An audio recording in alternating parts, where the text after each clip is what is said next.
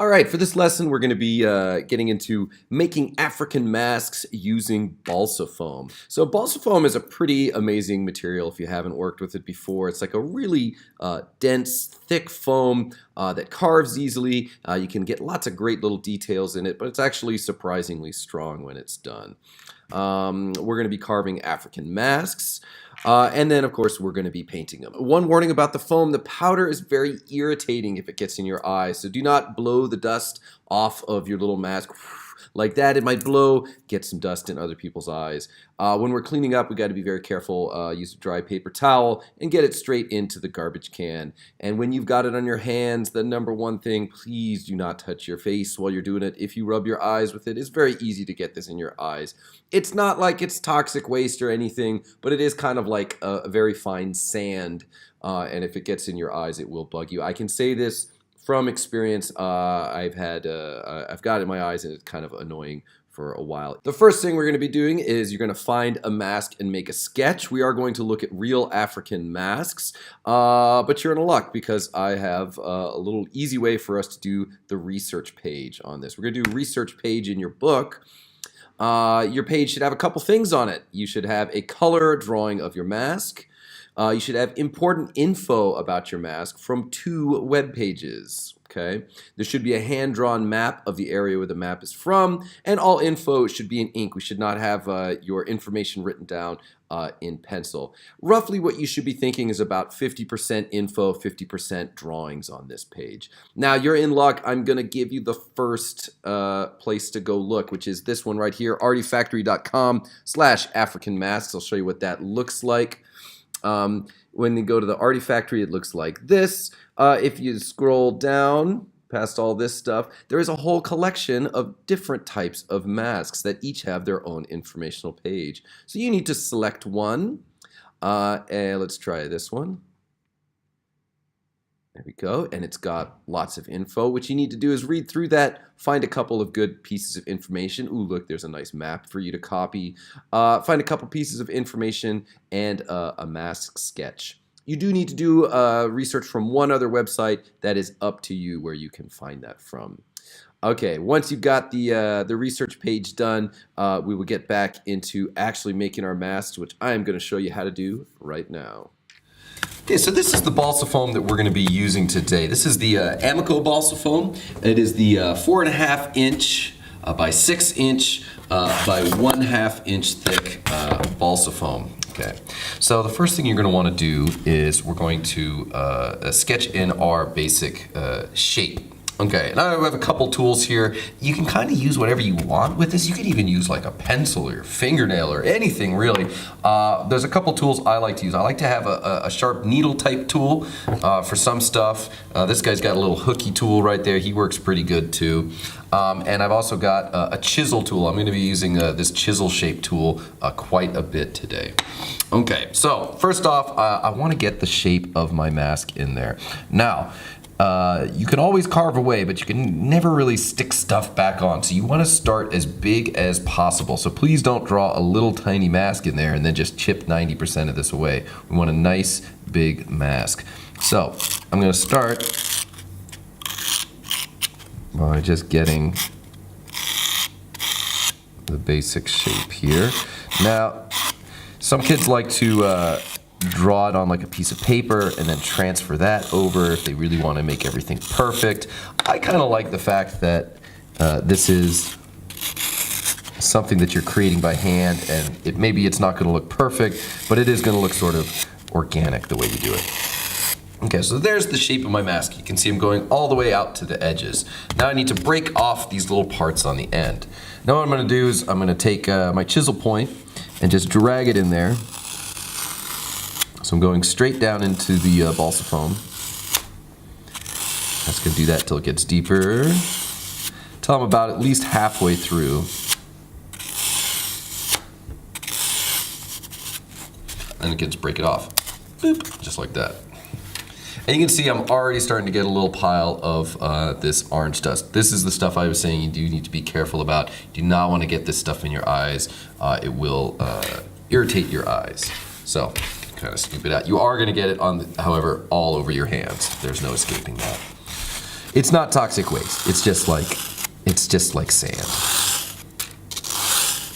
So I'm gonna do these four corners the same way.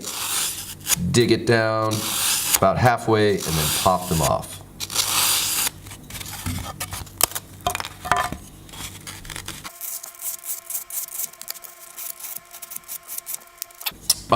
Okay, so let's start actually making this face. Now, when you're doing facial features, you want to start them off really big because as you carve, everything is going to get smaller and smaller and smaller. So if you start with the nose the size you think it should be, by the time you're done, it's going to be about half as big as it should be. So let's sketch in the basic shapes that I'm going to do. I'm going to do eyes. Like I said, I'm going to do them really big. I'm going to start big.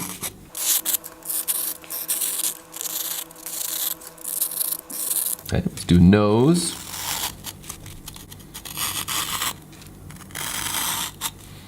And the mouth. Okay. Now, we want to keep all of these things poking out. So the next thing we're going to do is we're going to carve down on everything that is not the eyes, nose, and mouth. So we're going to carve down the cheeks and above the lips, any of this area, so that these things are still poking out. The way we're going to do that is I'm going to take my chisel point, I'm going to turn it sideways, I'm going to use the flat part of the blade, and I'm just going to drag that right along there.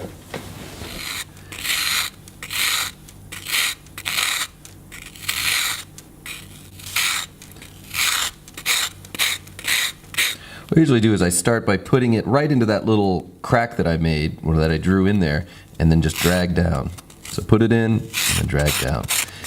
And it takes a little while, but we're going to do this till about halfway through, so about halfway through the thickness of the foam. We don't want to go too thin, or our whole thing could break, but we do want it to be deep enough so that, you know, it looks good.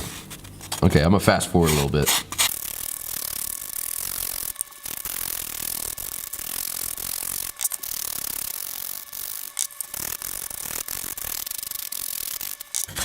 Now when you start getting around small areas like around this mouth, you do got to kind of slow down, be careful, and really make sure you don't break anything off. If you break something off, you do just need to keep going. It's not like you can glue it back on. So you do need to be prepared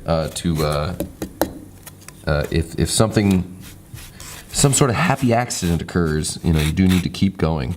But do try and be careful when you're doing around delicate areas.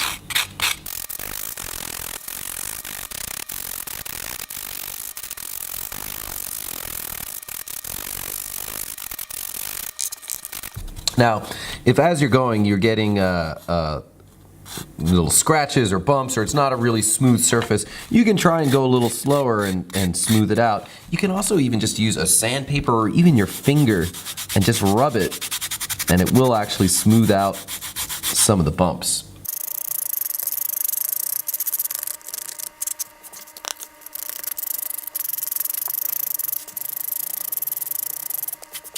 So I've gotten, this isn't quite halfway, but this is maybe 25% maybe as far as how deep I've gotten in there. I want to show you a trick that will make your masks look better. It makes it look like they're popping out even more. What I'm going to do is I'm going to take the chisel point and I'm going to go underneath some of these areas, like underneath the eye, around the nose, and what it'll do is it'll make like a little indentation there, and they'll make a little shadow underneath, so it looks like the object's poking out even farther than it is. I'll show you here. So right now there's just kind of a rough edge around underneath this eye. What I'm going to do, use my chisel point going right underneath.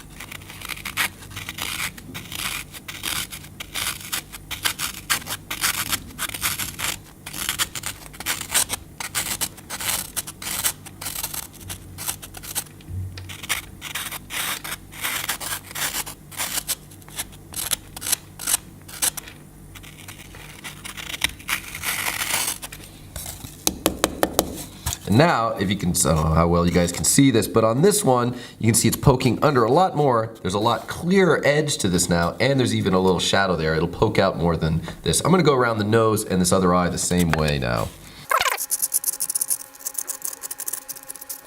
I'm just letting the shape of that chisel do all the work for me. All I just do is press down, kind of at an angle.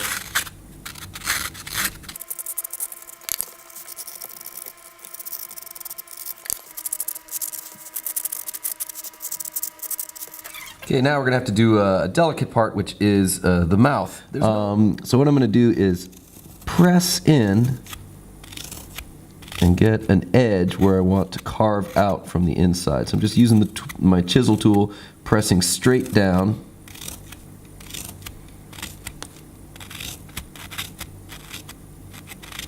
And so now I've got that little edge there. Now I'm just going to use the chisel point, be very careful, and just start carving some of these little pieces out.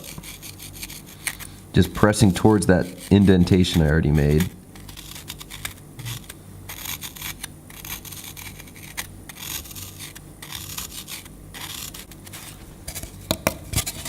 The other side now.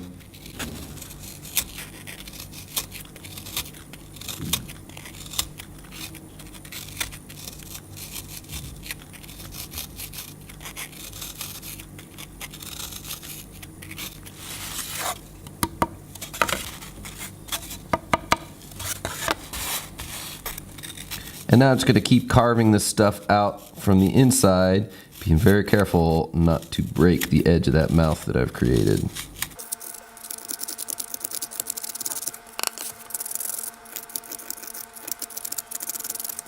If you like doing this and you get really good at it, you have a real future as a dentist. It's the same basic skill.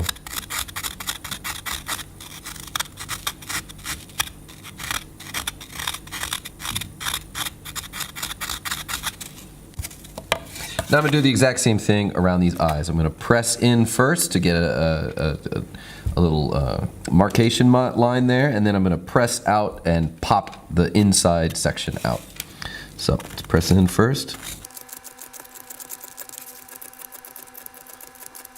And carve that inside out.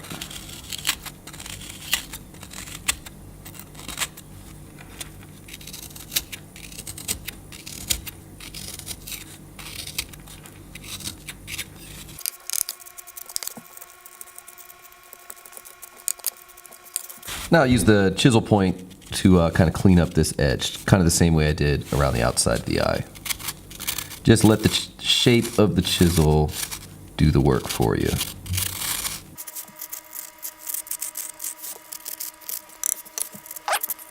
And you can try different tools to get different shapes. This is sort of a hook tool. What else can I do? Oh, okay. Let's, if I look at the side right now, you can see how I've got a sharp edge there. Let's try and get a more organic shape. Let's round this. So I'm going to use my flat part of my blade again and round my edges. You probably need to pick the mask off the table to do this.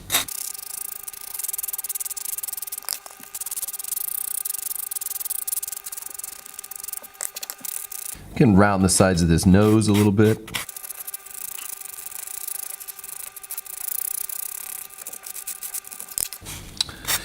Now, even though we are doing these based off of real African masks, if you look at any one of those masks, you do a Google image search of that, you're going to see that there's a lot of different styles, even of a specific type of mask. So what that means is even though you are doing a specific type of mask, there is still a lot of room for creativity if you want to play with it a little bit. As long as you get the main features of that style of mask, you can kind of do some interesting creative stuff. So I don't know, I'm just gonna go a little crazy up here on the top, maybe add some sort of geometric patterns and some textures there. So, you know, have some fun. Oh wait, I forgot one thing. There's another cool thing to do is you can, if you want to get a circle pattern in there, you can just take your any sort of tool, stick it right in the middle, press down and rotate.